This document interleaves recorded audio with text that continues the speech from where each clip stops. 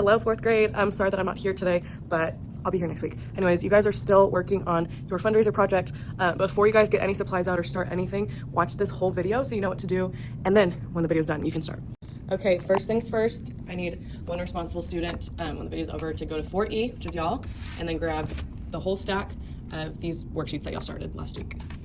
Supplies needed for today are regular Sharpies, so they're gonna be some of this clear box. Make sure you open it and you get ones that are this kind of tip and not the thin tip. And then in the corner of the room, I'm gonna have this cart right here. The supplies you will need are crayons, so kind of a handful of the colors of your choice. And then right down here, I'm gonna have 2 black buckets. Each one has different watercolors. So in one of them, there's these like metallic-y, glittery watercolors.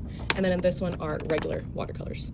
Also, really quick, if anyone was not here last week, you need to grab a paper from this cardboard box right here. It has to be this paper. Please do not get free draw paper over there. It has to be this paper, but you only get one paper, so please do not throw it away.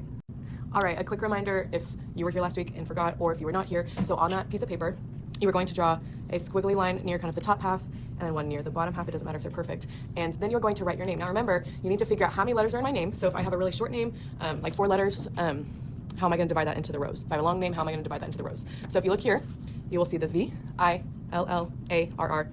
So Villarreal, my last name. Now you guys are going to do your first name, but my last name has 10 letters and there are 3 sections I divided it into. So I had to figure out, 10 divided by 3, well, it's not an even number. So I had to do 4 up here, 3 and 3 to equal 10. Now, if you have a shorter name like Emma, then you might have to do E-M-M-A, okay? Or if you wanted to do first and last name, figure out how that divides up, okay? And I also had some people want to do first, middle, last. Okay, so once you figure it out, all you are going to do is do your letters from top or bottom of the squiggly line all the way up to the top, okay? So maybe I do an M here, going all the way down. It is important that you must go all the way down, okay? Now you can do whatever kind of font for letters you would like, but you must go all the way up and all the way down. You cannot do your letters kind of like this, okay? Do you see how they don't touch the bottom of the squiggle or the top? So they must be all the way up, all the way down, okay? So continue that with your whole name and fill up the whole space. All right, this is mine all finished, and I want you to notice the I.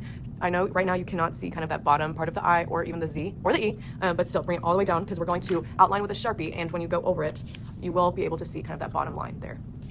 Okay, I finished outlining the squiggle and all the letters. If you see any pencil marks like here, please erase those because we don't want to see them.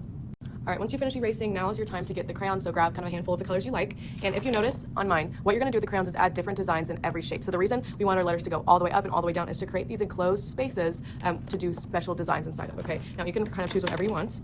It doesn't have to be anything crazy, so, you know, bubbles, whatever. Now I will say the one very important thing, you need to apply pressure when you're using the crayon. If you do something like that, you see how light it is? That is not gonna be okay for whenever we move on to the next steps. You need to make sure you're really pushing and pressing with the crayon. Obviously not so hard that it breaks, but you know, applying some pressure. Okay, pretend this is all covered in crayon in every single shape. When you're done with crayon, please put your crayons away and you are going to watercolor on top of it. So remember, right in this container, I have 2 different kinds of watercolors. Now, one very important thing. I need you guys to be responsible for grabbing one of the dog bowls, okay? 1 sponge, so sponge on one side, walking over to the sink, okay? Putting water on one side. You do not need to have it filled to the very top. I just did about halfway. And then bringing it to your table. You can have 2 of these at your table, one on one side, one on the other. And at the end of class, please dump it out and put it exactly where you found it, all the way in there. And then paintbrushes will be in this thing, in between the sinks. They're currently dirty right now, but there will be all of them, so grab a paintbrush. Okay, so I have my whole setup right here, water and paints. You don't have to get both kind of paint, but I just did just to show you. And then my paintbrush, okay? Now, for those of you who don't know, you need to use water to make watercolors work. And this watercolor is very old, so it might be sticky, but that does not mean you scoop it out. I see a lot of people trying to scoop it out. Do not scoop it out. That's how you ruin it. All you're doing is getting water on your paintbrush and kind of letting it fall into the watercolor. And you are gently kind of rubbing your paintbrush on the watercolor, okay? Now, you're just literally gonna paint on top of your crayon, okay? And then you get a new color for your next section. Wash your paintbrush. For those of you who do not know, I went out too far. Wash it in the water. Make sure we're being gentle with our swirls. We're not creating waves and tsunamis that go onto the table. And then you're pushing your paintbrush onto SpongeBob to keep him alive. And dip back in the water.